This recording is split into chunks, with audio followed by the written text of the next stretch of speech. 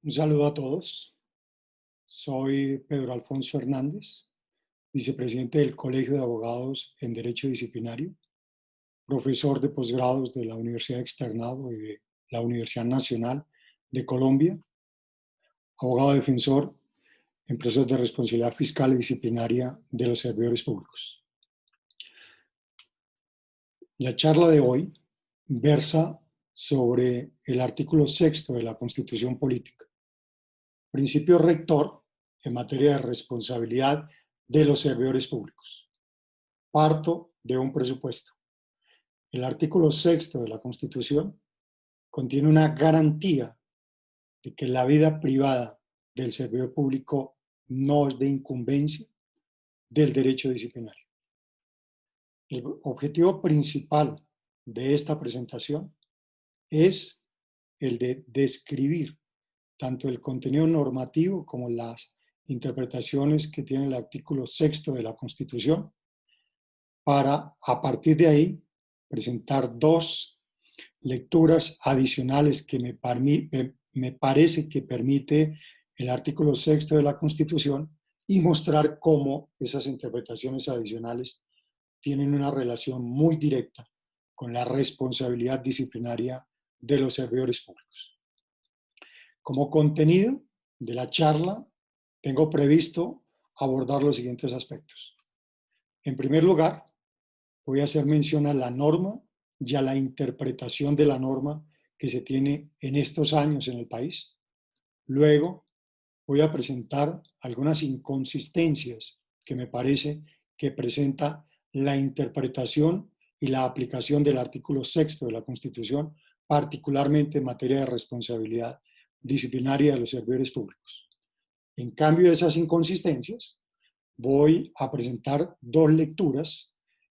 Una primera relacionada con el principio de proporcionalidad que estimo está presente en el artículo 6 de la Constitución, y la segunda, que corresponde a la parte central de esta presentación, según la cual la vida privada de los servidores públicos constituye un escenario reservado al cual no tiene injerencia la responsabilidad disciplinaria de los servidores públicos. Terminaré la presentación con algunas conclusiones provisionales, por supuesto.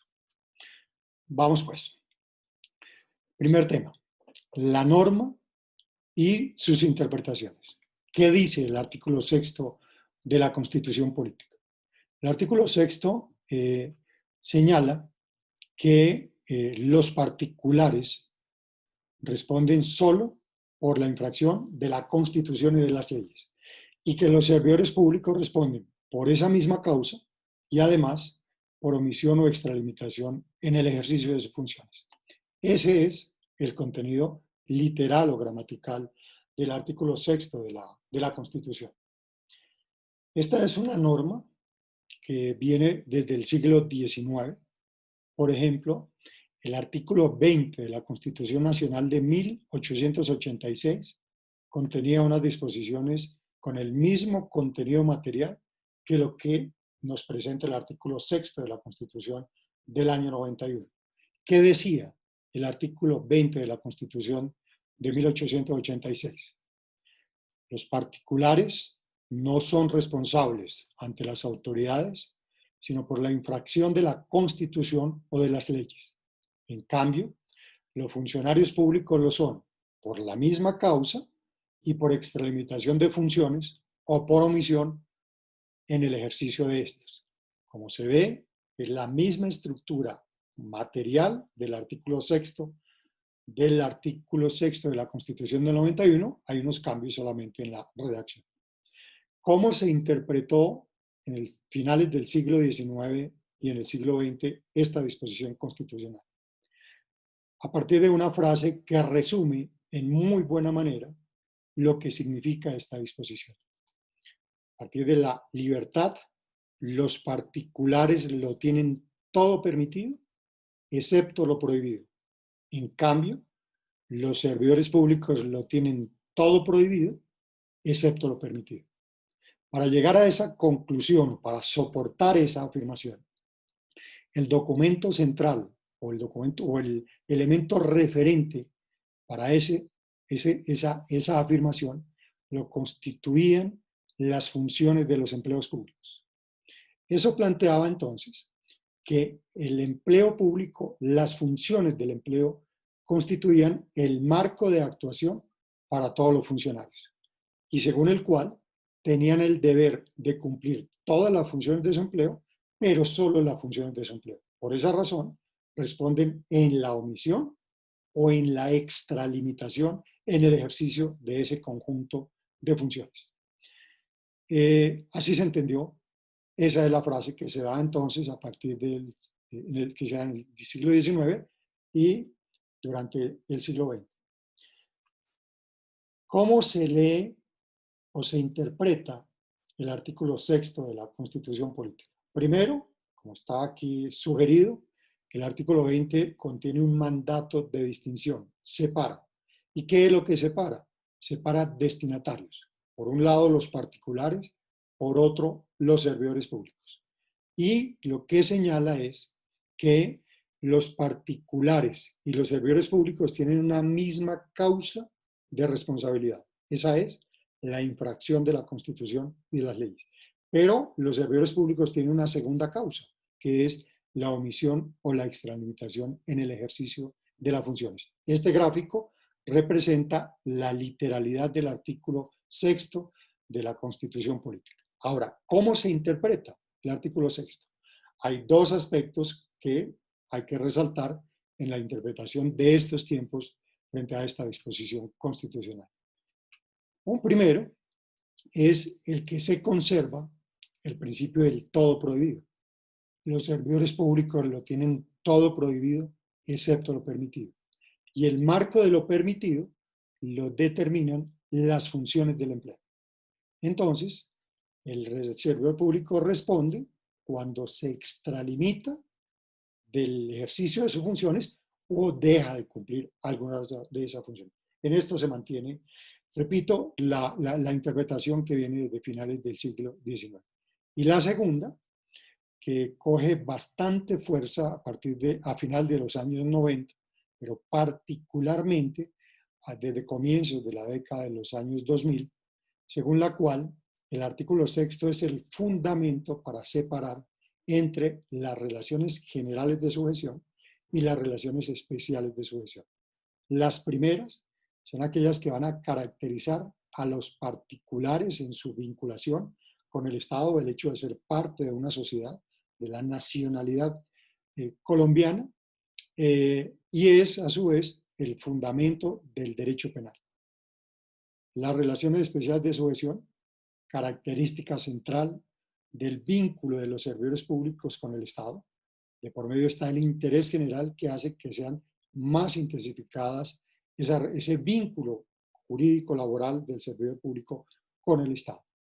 A partir de aquí, se tiene en resumen entonces que del artículo 6º de la Constitución Política se dice esto. Primero, los particulares lo tienen todo prohibido, todo permitido, excepto lo prohibido. Y además, están sujetos, vinculados con el Estado a través de unas relaciones generales de sujeción. Los servidores públicos, por el contrario, lo tienen todo prohibido, excepto lo permitido, y su vinculación se da a partir de unas relaciones especiales de sujeción. El hecho del todo prohibido para el servidor público tiene dos expresiones. En primer lugar, es el fundamento de las relaciones especiales de sujeción. Y en segundo lugar, es el punto de partida para la estructuración dogmática del derecho disciplinario. Cuando digo estructuración dogmática, quiero hacer referencia a la estructura del derecho disciplinario que ha sido dada tanto por la jurisprudencia constitucional y administrativa como por la comprensión del derecho disciplinario que es promovida por la doctrina, por los autores. Bueno, desde esa óptica, el artículo 6º de la Constitución es fundamental en esa distinción entre el derecho penal y el derecho disciplinario. Se ha usado desde comienzos, sobre todo desde comienzos de este siglo, del año 2000, 2001 para acá, un particular modo de desarrollar o de estructurar la dogmática o la comprensión del derecho disciplinario en el país. Ese método es el método de la contrastación o de la comparación permanente entre el derecho penal y el derecho disciplinario, a partir de los alcances del artículo 6º de la Constitución. La autonomía y la independencia de la disciplina se explican, se desarrollan a partir, sobre todo, de su diferenciación, de su distinción con las categorías y con las figuras o institutos propios del derecho penal. Entre otros aspectos, para no desarrollar, digamos, porque no hace parte del tema central de esta presentación, pero, por ejemplo, lo que se plantea son aspectos como los siguientes. El derecho penal se fundamenta a partir de normas objetivas de valoración y de normas subjetivas de determinación. El derecho disciplinario únicamente lo es a partir de normas subjetivas de determinación. Ahí juega un papel trascendente las relaciones especiales de sujeción. Eso implica que en materia penal, entonces, está el bien jurídico y la protección de ese bien jurídico. En derecho penal no hay, en derecho disciplinario no hay bienes jurídicos objeto de tutela y por lo tanto no hay lesión, no hay afectación. El delito es una conducta típica, antijurídica y culpable. La falta disciplinaria es una conducta típica, antijurídica y culpable. Y dada la redacción del artículo 5º del Código Disciplinario Único, se puede hablar de la antijuridicidad o de la ilicitud. La lesividad o la lesión o puesta en peligro del bien jurídico es la esencia en el derecho penal. La infracción de los deberes funcionales es la esencia en el derecho disciplinario. Aquí hablamos del injusto, aquí hablamos en disciplinario del ilícito. Aquí hacemos referencia a los tipos penales, aquí se alude a los tipos disciplinarios. Los tipos son cerrados en penal, los tipos son abiertos en disciplinario. Aquí son tipos completos, la regla en derecho disciplinario son los tipos en blanco, etc. Lo que quiero señalar es que a partir de la comparación es como se estructura la dogmática del derecho disciplinario en el país, su comparación con el derecho penal. Bien. Entonces, como resumen del tema 1, me parece que esta composición que circuló por las redes el año pasado representa para mí, en buena medida, lo que corresponde a la interpretación que se da del artículo 6º de la Constitución Política con esas dos grandes expresiones. El servidor público lo tiene todo prohibido y dos, ahí está el fundamento de la distinción entre las relaciones generales y las relaciones especiales de sujeción. Derecho penal en el primero, derecho disciplinario en el segundo. Repito, las relaciones especiales de sujeción son la categoría dogmática superior que informa al derecho disciplinario. Resumen del tema número 1, la norma y su interpretación. Miremos ahora el segundo tema. El segundo tema corresponde a las inconsistencias. Me parece que esas dos interpretaciones del artículo 6º de la Constitución tienen algunas fisuras.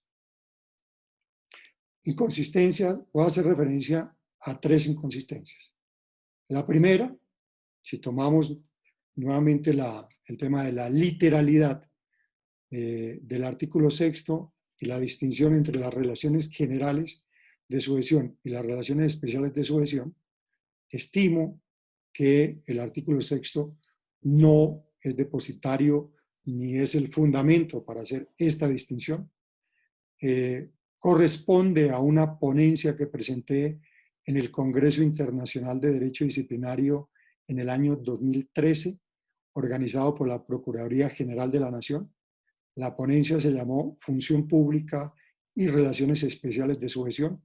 Esa ponencia está publicada por la Procuraduría General de la Nación. A ella me remito para hacer referencia a esta inconsistencia número 1 del artículo 6º, de lo que se dice, que dice el artículo 6º de la Constitución Política. En resumen, lo que está planteando es que soy más partidario de la misión del servidor público, que es donde lo ubica el artículo 123 de la Constitución, en cambio de la sumisión del servidor público, que es donde estimo lo ubica las relaciones especiales de sujeción. Lo remito, en consecuencia, en este aspecto, a esa ponencia. Hay una segunda inconsistencia, una otra inconsistencia del artículo 6 y corresponde al tema de las funciones del empleo. La omisión o la extralimitación en el ejercicio de las funciones es el fundamento para ese componente de la responsabilidad disciplinaria, de la responsabilidad en general de los servidores públicos. El servidor público responde por el cumplimiento de la totalidad de las funciones de su cargo o a su cargo y en consecuencia responde cuando deja de cumplir algunas de esas funciones o cuando se pone a hacer cosas por fuera de las funciones, se extralimita en el ejercicio de las funciones. Parte de un presupuesto. El servidor público tiene el deber de cumplir todas y cada una de las funciones de su empleo. Todas y cada, o sea, todas y cada. Eso tiene algo y es que no corresponde con la actuación de los servidores públicos. Este igualmente es un tema extenso, desborda en tiempo el espacio previsto para este tipo de presentaciones, pero diría a nivel de resumen solamente 3 aspectos. Primero, los servidores públicos no conocen las funciones de su empleo. Pregúntense, quien sea servidor público, hasta dónde conoce cuáles son las funciones de su empleo. Es más, hay empleos donde nadie en el país sabe cuáles son las funciones de ese cargo. El alcalde, por ejemplo. ¿Cuáles son las funciones de un alcalde municipal? Que son las mismas para todos los alcaldes, independiente de la categoría del municipio.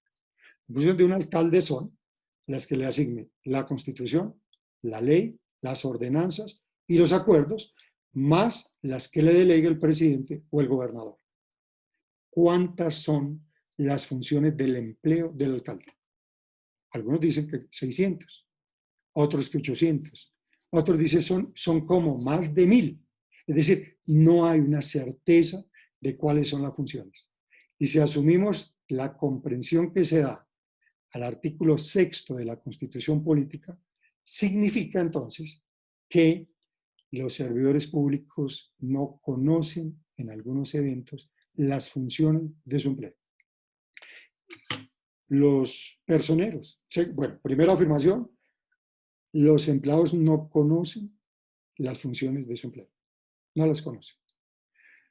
Segundo, los empleados no cumplen las funciones de su empleo, lo cual no quiere decir que no trabajen, lo cual no quiere decir que no sean eficientes, pero no las cumplen todas.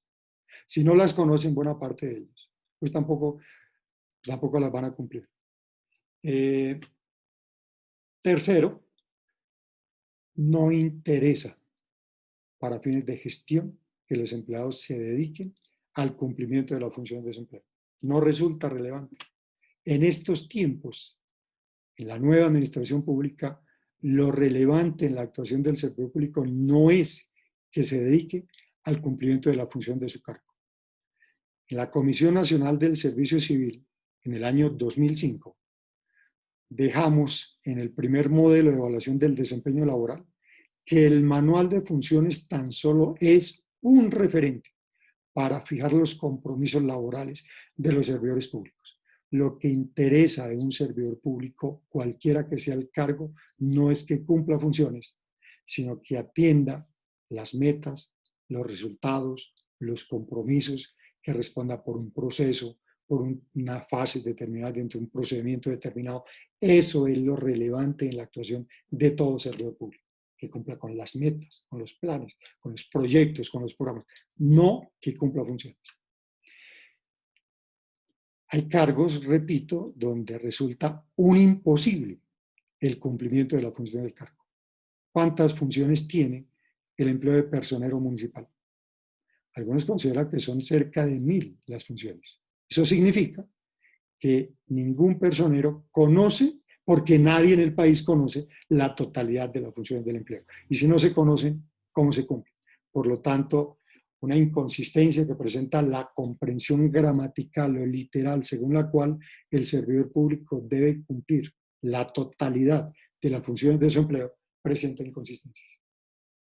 ¿Cuántas actuaciones disciplinarias en la vida real se llevan a cabo teniendo como fundamento el manual de funciones, teniendo como fundamento la ley número tal que señala una función para ese empleo? ¿Cuántas son las actuaciones que se llevan y cuyo reproche sea el incumplimiento de funciones de empleos en los cuales en muchas ocasiones nadie sabía que estaba esa función asignada a un empleo determinado? Estuve mirando las funciones para, por ejemplo, para procurador, ya de los personeros, decía los personeros, no se conoce cuáles son sus funciones. Para el caso de los, bueno, las tenía por aquí, las funciones de los procuradores, por ejemplo. ¿Cuántas funciones tiene un procurador delegado?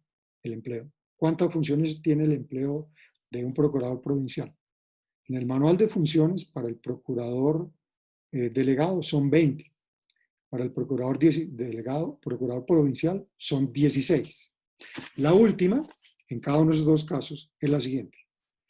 Además de las anteriores, le corresponde al procurador delegado o provincial desempeñar las demás funciones establecidas en la ley, los estatutos o los reglamentos internos y las que le sean asignadas o encargadas por la autoridad competente.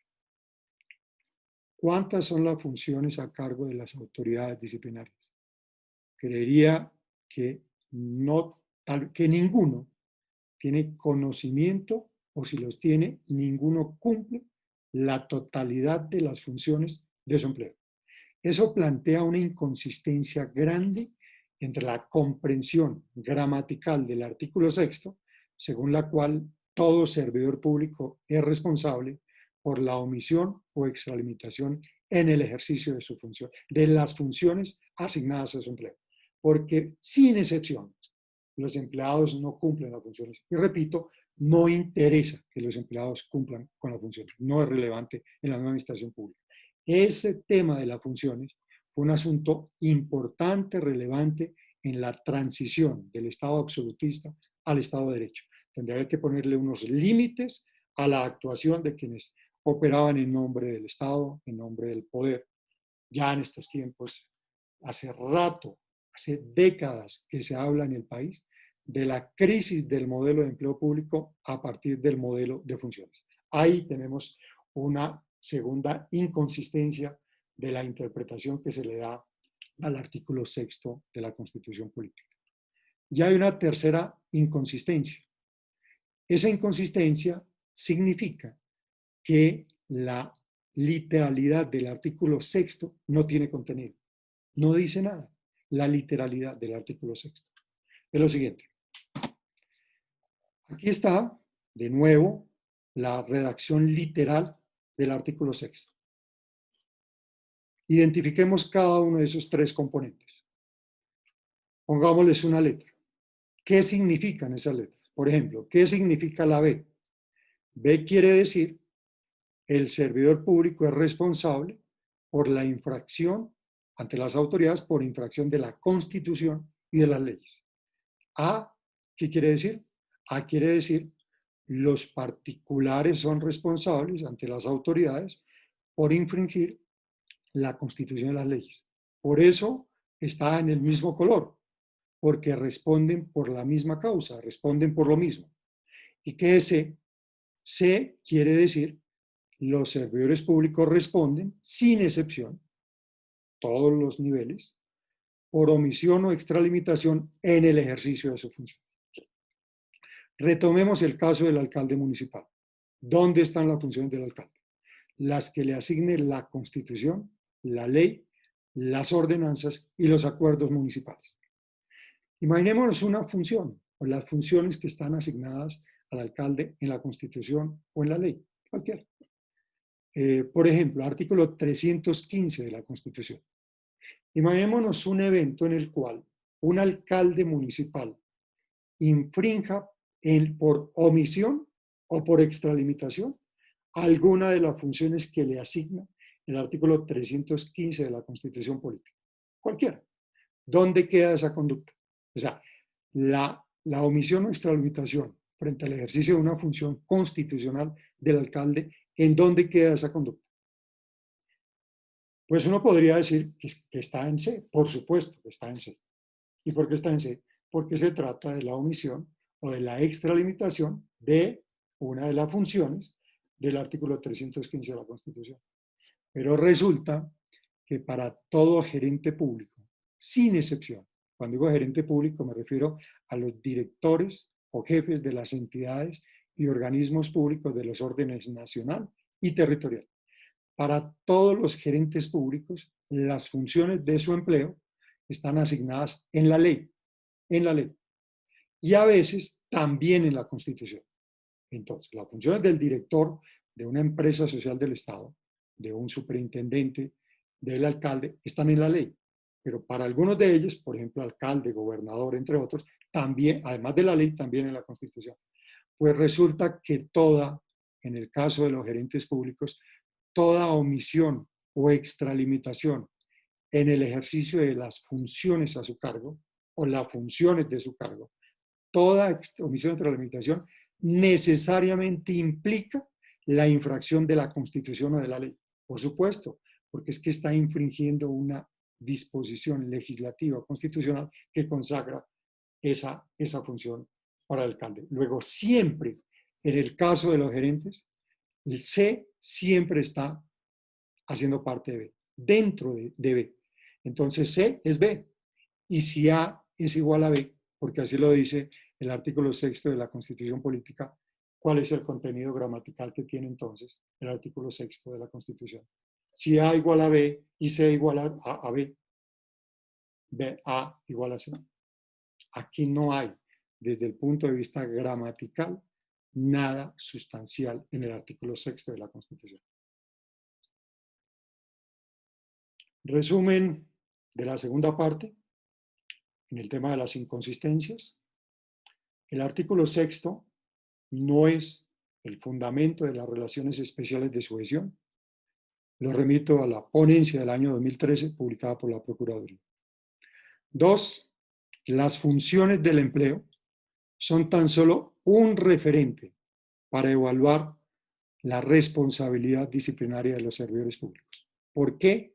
Porque las funciones del empleo no son referente fiable para establecer la omisión o extralimitación en el ejercicio de las funciones, no en cuanto el compromiso de los servidores públicos no es cumplir funciones en la nueva administración pública, sino que lo que corresponde desde su actuación laboral es, repito, las metas, los resultados, participación en procesos, responder por procedimientos, entre otros asuntos. Es más, son contadas las excepciones, las investigaciones, las actuaciones de carácter disciplinario que se llevan a cabo por omisión o extralimitación en el ejercicio de las funciones. La responsabilidad disciplinaria del servidor público en su casi totalidad está por fuera de la omisión o extralimitación en el ejercicio de las funciones.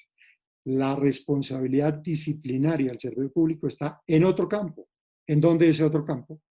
El abuso o la extralimitación en el ejercicio de sus derechos, en el incumplimiento de los deberes o en el incurrir en prohibiciones, inhabilidades, incompatibilidades, impedimentos o conflictos de interés, no en la omisión o en la extralimitación en el ejercicio de funciones. Es realmente muy poco significativo la actuación que pueda llevarse por ese asunto. Por eso resulta carente de trascendencia, de relevancia, esa interpretación que se le da al artículo 6 de la Constitución.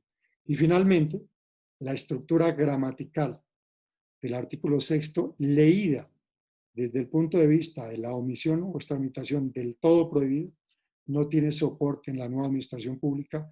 Eso corresponde a un viejo modelo según el cual el servidor público, su propósito era cumplir las funciones del empleo, la totalidad de las funciones, pero solo esas funciones.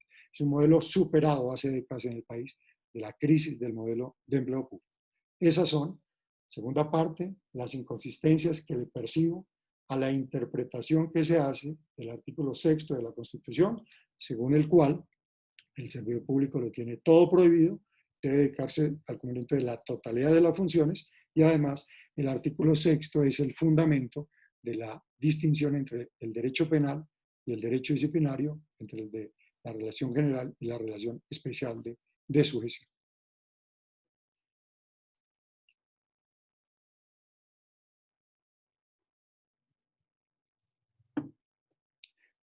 Miremos ahora las propuestas. La primera propuesta, principio de proporcionalidad. Para esto quiero invitar a que tengamos un cambio de enfoque, a ver cómo se ve el artículo 6º de la Constitución desde una óptica diferente.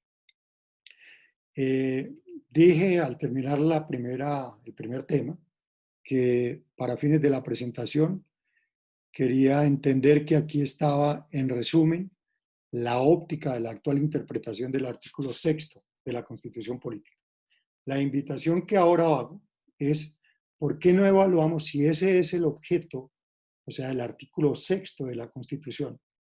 ¿Por qué no cambiamos el enfoque a ver qué nos da? Cambiemos el enfoque. ¿Sí?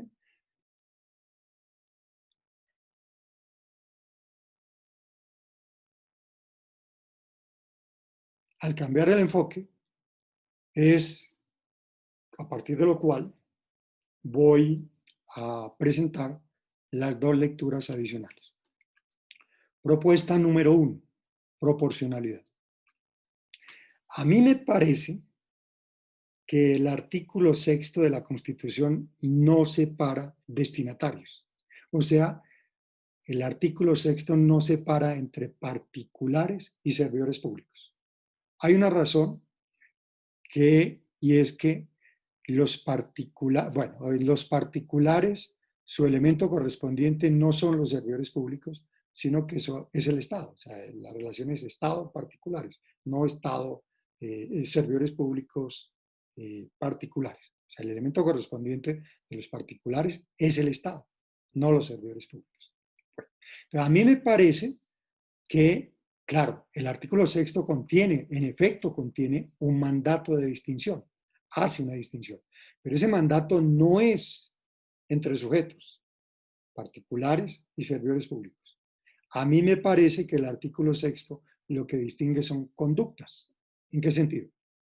Por un lado, que hay unas conductas que el ordenamiento jurídico, como lo plantea el artículo 6º de la Constitución, es decir, la Constitución y la ley, son conductas que son de interés para el ordenamiento jurídico, así en ella incurra un particular o un servidor público. No interesa si en esa conducta incurre el particular o el servidor público, resulta de ser de trascendencia o de interés para la Constitución y para la ley. En cambio, hay otras conductas que si se presentan son de interés para el ordenamiento jurídico, pero en la medida en que esa conducta sea solo del servidor público, lo cual plantea entonces que hay conductas de particulares, conductas de servidores públicos, que las conductas de los servidores públicos hay unas que son de interés para la Constitución y para la ley, que igual lo son si en ella incurren los particulares, pero hay otras conductas en las cuales son de interés para el ordenamiento en la medida en que en ella incurra un servidor público. Porque si un particular incurre en esa conducta, no es de su interés. Es un poco lo que está aquí en este campo. En concreto lo siguiente. La misma conducta por uno o por otro es de trascendencia. Aquí podemos dar como ejemplos falsificar un documento para sacar un provecho indebido. ¿Se le prohibirá o restringirá si eso lo hace un servidor público? Sí, por supuesto. Y si lo hace un particular, también es de incumbencia, de interés para el ordenamiento jurídico. Luego, quiere decir que aquí hay conductas que no interesa quién de los dos incurre en ella, son de interés para el ordenamiento jurídico. Las que sean. quitarle la vida a otro ser humano, apropiarse de bienes muebles ajenos, infligir torturas, desapariciones forzosas, ejecuciones extrajudiciales, entre otras. Podrán tener una calificación diferente. Podrá en una llamarse hurto, podrá en otra llamarse peculado por apropiación, pero son de interés. Así las consecuencias sean diferentes, no interesa cuál de los dos. ¿Por qué? Porque los dos, como lo dice el artículo 6 de la Constitución, los servidores públicos responden por la misma causa. ¿Y cuál es la causa? La conducta. La causa no es la categoría, sino la causa es la conducta. En cambio, hay otras conductas que son de interés para el ordenamiento jurídico si en ella incurre el servidor público, pero no un particular. Por ejemplo, un silencio administrativo positivo, el abandono del cargo, un contrato realidad, son de interés en la medida en que en ella incurra un servidor público. Puede ser que un trabajador particular debe asistir una semana a su puesto de trabajo sin avisar y sin justa causa. Si a bien lo tiene el empleador, podrá regañarlo y decirle póngase al día, le doy 2 días para que se ponga al día y siga y no le perdono una más. Eso bien lo puede hacer, por supuesto. No interesa para el ordenamiento jurídico. Claro, también puede darle por terminado su contrato de trabajo con justa causa, por supuesto. Pero si quiere lo puede dejar. Si un servidor público incurre en la misma conducta, irse durante 8 días sin avisar, sin comentar y sin justa causa, eso se llama abandono del cargo. Y el abandono del cargo implica destitución y una inhabilidad para el desempeño de cargo y de funciones públicas entre 10 y 20 años. Y no es un tema de norma solamente que esté previsto. Ahí se da el caso de un empleado provisional de una entidad, toma posesión finalizando el día, va al día siguiente a trabajar, primer día, todo su tiempo laboral había estado en el sector privado, trabajó por la mañana, al día siguiente de la posesión, no le gustó el trabajo, habló después de almuerzo con su jefe, le dijo, esto no es lo mío, yo no me siento cómodo, pensé que era algo diferente, acordaron con él, bueno, listo, renuncia, entregó y dejó la renuncia, pero resulta que el jefe de ese organismo no es la autoridad nominadora. Él la recibe, se radica y la reenvía. Y el provisional, que trabajó mediodía, nunca más volvió. A los 15 días le comunican el acto de aceptación de la renuncia. A los 4 meses le comunican el acto por el cual le cambian como causal de retiro del servicio la aceptación de renuncia por el abandono del cargo. Y casi 5 años después le notifican el fallo de segunda instancia donde lo destituyen y le imponen una inhabilidad general para el desempeño de empleos públicos y la posibilidad de celebrar contratos con el Estado por 11 años. Esto lo que quiero plantear aquí es que si el fundamento de la distinción no es entre sujetos, sino entre conductas, aquí está de por medio el principio de proporcionalidad. Y el artículo 48 del Código Disciplinario Único, desde esta óptica, no atiende el principio de proporcionalidad. Y no lo atiende porque le da el mismo tratamiento disciplinario, nivela, le da la misma consecuencia disciplinaria a conductas de naturaleza diferente con implicaciones, pero sobre todo conductas de diferente naturaleza. El Código Disciplinario en el artículo 48 le da el mismo tratamiento a la conducta del servidor público que implica la desaparición de un grupo étnico, las desapariciones forzosas, las torturas, las graves violaciones del derecho internacional humanitario, entre otras, el apropiarse del presupuesto de la entidad pública. Aquí, a esas conductas le da exactamente el mismo tratamiento disciplinario que a las conductas que impliquen, por ejemplo, un silencio administrativo positivo, el abandono del cargo, un contrato de realidad, exactamente el mismo tratamiento que se llama destitución y una inhabilidad entre 10 y 20 años, inhabilidad general.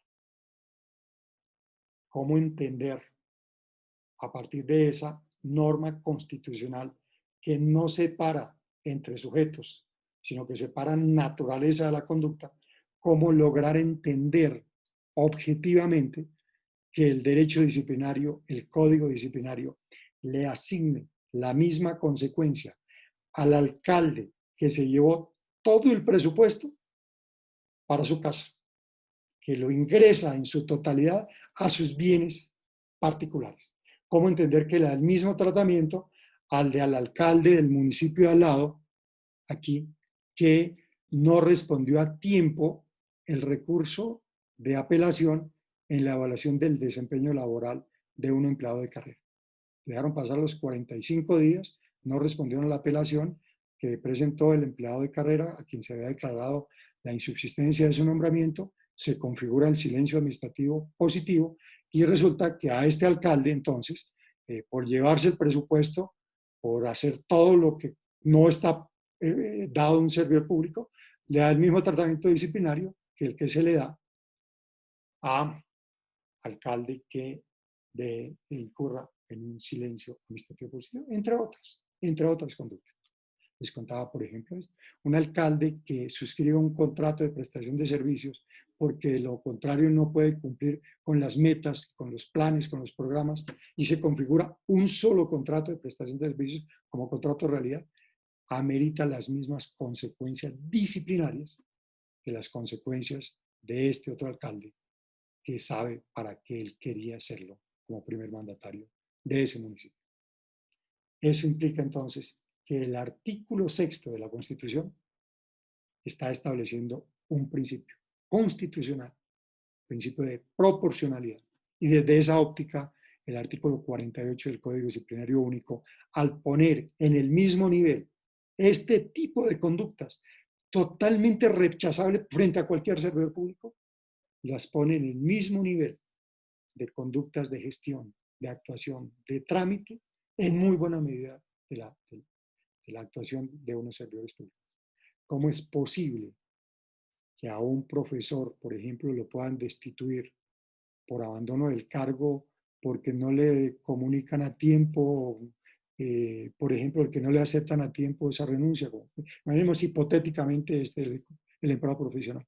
En cambio, a otro profesor que incurra en algunos hechos irrespetuosos con sus estudiantes, tal como está hoy en día, no se le pueda imponer sino máximo una suspensión, porque el artículo 48 no contiene ninguna disposición en las faltas gravísimas que pueda poder incluir esta infracción por tema de hechos irrespetuosos de los profesores frente a los estudiantes. Vi aquí, por ejemplo, actuaciones disciplinarias contra unos profesores por allá en alguna entidad territorial, donde se le dice que infringe el artículo 34, numeral 6 del Código Disciplinario Único, según el cual es un deber de todo servidor público tratar con respeto, con imparcialidad y con rectitud a las personas con que tenga relación por razones del servicio. Esa es la norma de referencia, un deber del artículo 34 del Código Disciplinario Único. ¿Frente a qué conductas? Primera conducta, le cambio, le subo la nota y le traigo ropa interior, porque voy a hacer un viaje, de mi viaje le traigo ropa interior a cambio de que usted me dé un beso. Esa conducta no se pudo ubicar dentro de las prohibiciones o deberes especiales del artículo 48 del Código Disciplinario Único. Por lo tanto, lo máximo que le espera a un personaje tan cuestionable, tan nefasto, tan indeseable en el ámbito de la academia, en los docentes de colegios, es una suspensión. Otro profesor, también de colegios, le dijo a una niña que le diera un beso en la mejilla. Y cuando le iba a dar el beso en la mejilla, se volteó para poder recibir el beso en la boca. Lo máximo que ese tipo de conductas de los tratos irrespetuosos se le puede implicar a semejantes personajes tan indeseables en el mundo académico es el de una suspensión. Pero a otro que incurra en otro tipo de conductas muy poco comparables con esto, le dan un tratamiento diferente. La propuesta número 1 es: el artículo 6 de la Constitución no distingue destinatarios, distingue conductas, naturaleza de conductas. Y ese es el fundamento de darle un tratamiento a partir de la proporcionalidad. Como lo dijo la Corte Constitucional en esta sentencia 721, C721 del año 2015.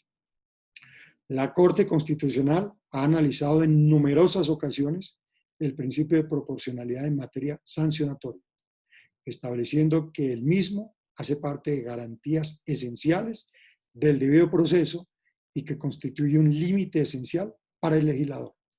Pero le asigna el fundamento, en varias sentencias de la Corte, le asigna el fundamento en el artículo 1, 2 y 5 de la Constitución al principio de la proporcionalidad. Yo no digo que allá no esté. Lo que quiero decir es, aquí hay un referente adicional para soportar este principio constitucional de la proporcionalidad a partir de la distinción de la naturaleza de las conductas de los servidores públicos con ocasión de su actuación.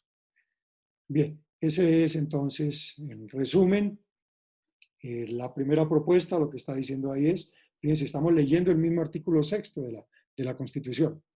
Los particulares y los servidores públicos responden por la misma causa, la infracción de la Constitución y de la ley. Y la causa no es la categoría de uno u otro, la causa es la naturaleza de la conducta. En cambio, hay otra responsabilidad del servidor público que no tiene la misma trascendencia para el ordenamiento jurídico como estas, que son aquellas en las cuales solo puede incurrir un servidor público. Porque si el particular incurre en esa misma conducta, ya no es de interés para el ordenamiento jurídico. Ese es, en resumen, la primera propuesta de lectura adicional del artículo 6 de la Constitución. Vamos ahora a la segunda propuesta, la vida privada del servidor público. Entonces, para este aspecto de la vida privada del servidor público, pues hay que partir de lo que es ser un servidor público, el servidor público. En resumen, el servidor público, me parece que el artículo 6 lo que está diciendo es que el servidor público es servidor público, es un servidor público. Pero esa misma persona natural que es servidor público, también es un particular. Es decir, en mi caso, si yo fuera servidor público, yo tendría un doble carácter. Soy servidor público, pero también hay unos escenarios de actuación como particular. Es decir, todo servidor público, como dicen los franceses, tienen dos sombreros. Chapeau. Sombrero como servidor público y un sombrero como particular. ¿Y los particulares? Pues no, los particulares son particulares. Están en la actuación privada. ¿Cuáles son las actuaciones oficiales del servidor público? Pues con ocasión de su papel de servidor público, en ejercicio de su cargo, en el que corresponde al cumplimiento de los deberes que le correspondan, en el respeto a las prohibiciones, en atender el régimen de inhabilidades, incompatibilidades, impedimentos, conflictos de interés, lo que implica su actuación oficial como servidor público.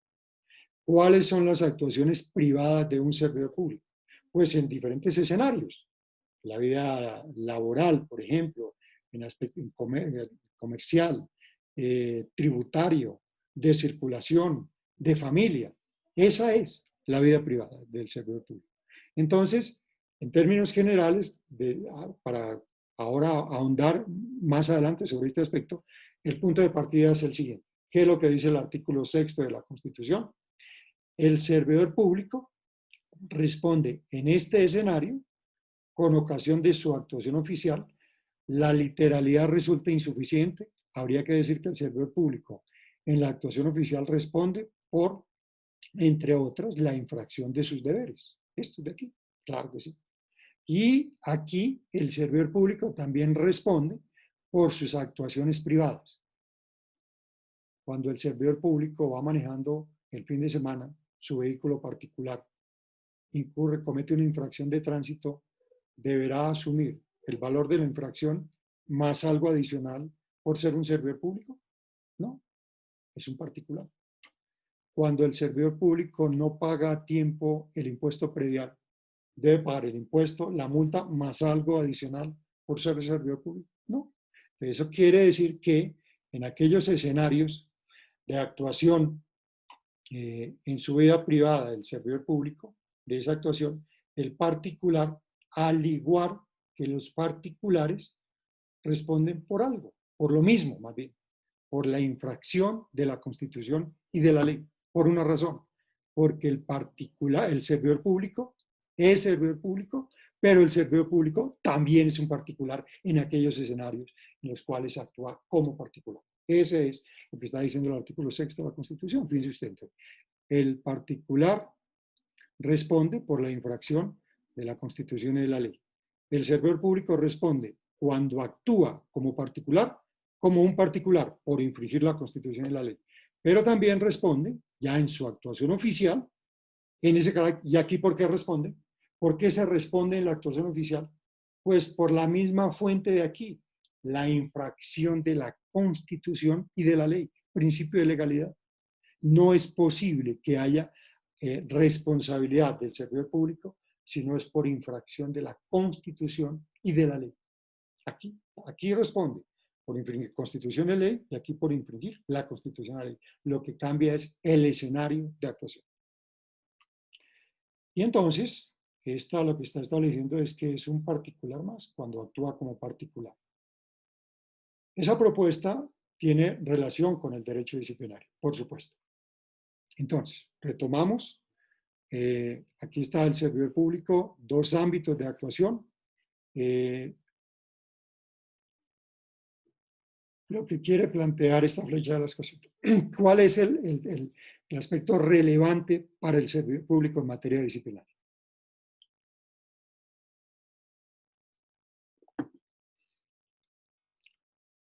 Este es un aspecto que quiero comentar más adelante, bueno, de una vez, según el cual, cuando el servidor público actúa en su ámbito privado, responde como particular. Pero hay dos escenarios en los cuales el servidor público responde, aunque sea actuación privada. Uno, cuando esa actuación privada tenga consecuencias en función pública, en la función pública o el servicio público. En ese escenario es responsable disciplinario y disciplinariamente el servidor público. Y el segundo, que es el que estoy mostrando con esta segunda propuesta, es que cuando el servidor público utilice su condición de servidor público, extienda su calidad oficial de servidor público para sacar algún provecho, alguna ventaja en el ámbito de los particulares, ahí también responde desde el punto de vista disciplinario. Luego, esta propuesta, por supuesto que tiene un ajuste desde el punto de vista disciplinario. Entonces, ¿cuáles son esas adecuaciones? Primero, ¿de qué responde disciplinariamente un servidor público? Pues de lo que está establecido, artículos 78, 118, entre otras, el mismo Código Disciplinario, el servidor público responde por las consecuencias de su actuación oficial. Segundo, el servidor público responde por esto, por actuaciones de la vida privada, pero que afecten la función pública. En la sentencia 728 del año 2000, que es una de las primeras que la Corte aborda el tema de la incidencia disciplinaria por actuaciones en el ámbito privado, comienza a abrirse ese asunto para llegar a donde está hoy. Cuando la actuación particular del servidor público trascienda en la afectación del servicio público o de la función pública, resulta disciplinariamente responsable el servidor público. En este caso, en la sentencia 728 del año 2000, fui yo el actor, el demandante, y le pedí a la Corte, era eso, evite la injerencia indebida del derecho disciplinario en la vida privada de los servidores públicos. Y tercero, que es la esencia de esta segunda propuesta, cuando el servidor público use la calidad de servidor público para sacar aquí algún provecho, alguna ventaja, algo indebido en el ámbito de los particulares, en ese escenario responde disciplinariamente. Genere un nexo, cualquiera que sea, con ocasión de su calidad del servicio y eso lo hace que vincule disciplinariamente. use el uniforme, el carné oficial, la documentación o la papelera oficial, los formularios, el sitio de trabajo, el vehículo oficial, ya dije, las instalaciones, entre tantas, la condición, la investidura, utilice su investidura de servidor público para ir al mundo de los particulares a sacar cualquier tipo de provecho. Eso tiene que tener trascendencia disciplinaria, cualquiera que ella sea. Esto le da un mensaje al servidor público. El mensaje al servidor público es: usted, en el mundo de los particulares, en su actuación en el ámbito de los particulares, tiene los mismos derechos y las mismas garantías que cualquier particular, porque la Constitución se los garantiza. Por eso no a las relaciones especiales de sucesión, entre otras razones.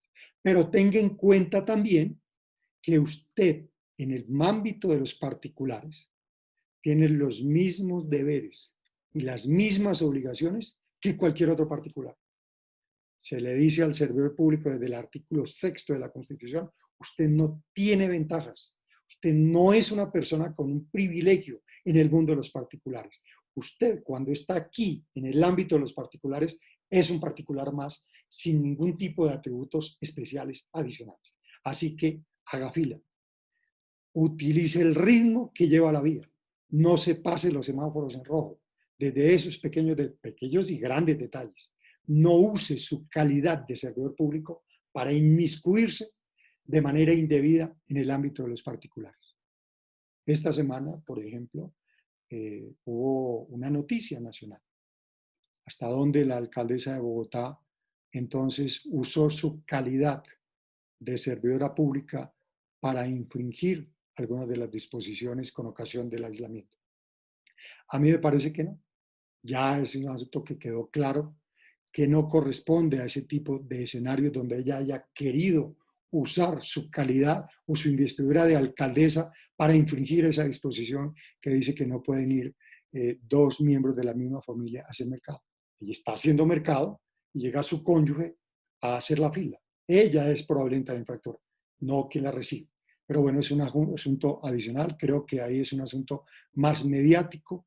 No le veo ninguna consecuencia disciplinaria y cuando mucho podría ser un escenario al extremo en el cual la autoridad disciplinaria utilice el artículo 51 del Código Disciplinario Único y le diga a la alcaldesa de Bogotá: usted no debió hacerlo, debió tener tal. El artículo 51 es un llamado de atención que no va a la hoja de vida, que no es por escrito, que no genera antecedentes, pero es una medida de carácter disciplinario. No es una sanción disciplinaria, es una medida disciplinaria y yo diría, cuando mucho, va hasta allá.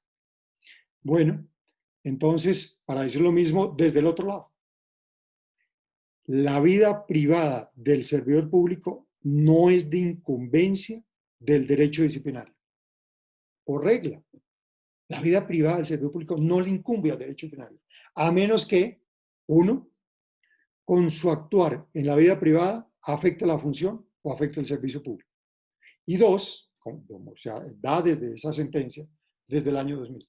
O dos, cuando usted utilice su calidad, su condición, asuntos inherentes a su investidura de servidor público para sacar ventaja en el ámbito de los particulares, porque en el ámbito de los particulares el servidor público es un particular más, porque el servidor público, como lo dice el artículo 123 de la Constitución, está efectivamente al servicio de la comunidad.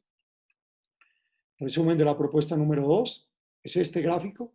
Ahí está señalado entonces, el servidor público responde por su actuación oficial. En el mundo, su actuación privada es un particular más. Primero, si tiene consecuencias en su actuación privada que afecte el servicio, responde disciplinariamente. Y segunda excepción, use, extienda, establezca un nexo de su calidad oficial para sacar alguna ventaja, pues también repercute disciplinariamente. Conclusiones. De una manera muy rápida, el artículo 6 es una norma axial fundamental en la estructura constitucional para determinar la responsabilidad de los servidores públicos. El artículo 6, en efecto, contiene un mandato de distinción, pero ese mandato de distinción es: ¿el servidor público lo tiene todo prohibido? Yo tengo mis reservas de decirle al servidor público: usted lo tiene todo prohibido. Cuando un gerente de una empresa industrial y comercial del Estado, cuando un director o gerente de una empresa social del Estado, que les corresponde competir en el mercado, ahí, y si usted no logra que la entidad a su cargo sea eficiente, sea rentable económicamente, la entidad tiene que desaparecer. No se le puede exigir a esos gerentes públicos de empresas que participan en el mercado que, cuando se trata del objeto, de la razón de ser de esa actuación de la empresa del Estado que compite en el mercado, se comporte como si estuviera haciendo una licitación pública para fines de construir la sede de su empresa. El principio de planeación tiene que tener lecturas, no como en la práctica simplemente corresponde a un listado de chequeos para mirar hasta dónde se cumplieron o no las metas. No es el escenario para contar una serie de asuntos donde no se hacen este tipo de distinciones. El artículo 6 de la Constitución, que es la primera propuesta que hago sobre el tema, contiene una distinción, sí, pero no de sujetos. Contiene una distinción de conductas, naturaleza de conductas. Y si eso es así, la Corte Constitucional se pronunciará frente a una demanda que se interpuso con base en los argumentos expuestos contra algunos de los numerales del artículo 48 del Código Disciplinario Único por infringir justamente el artículo 6 de la Constitución Política. A mí me parece que el artículo 48 no responde a un principio constitucional de proporcionalidad de esta disposición, y por lo tanto, pues esperaremos a ver en unos meses cuál es el pronunciamiento que la Corte Constitucional haya de tener frente a esta acción pública que se ejerció frente a esos numerales del artículo 48 del Código Disciplinario Único. Y por último, que es la parte central de esta presentación, el artículo 6 constituye una garantía constitucional al respeto de la vida privada del servidor público. La vida privada del servidor público no es de interés para el derecho disciplinario, salvo esas dos excepciones. Y entonces, ¿qué pasa con las comillas llamadas relaciones especiales de sujeción intensificadas?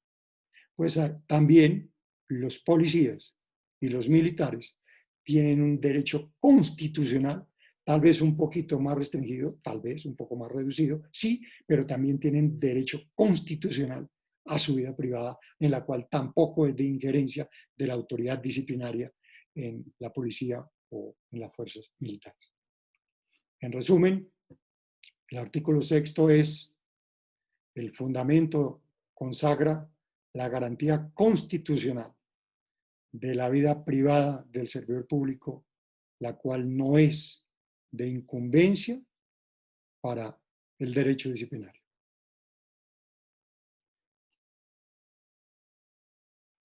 Yo les agradezco inmensamente su atención, un fuerte abrazo y nos veremos muy pronto. Hasta luego.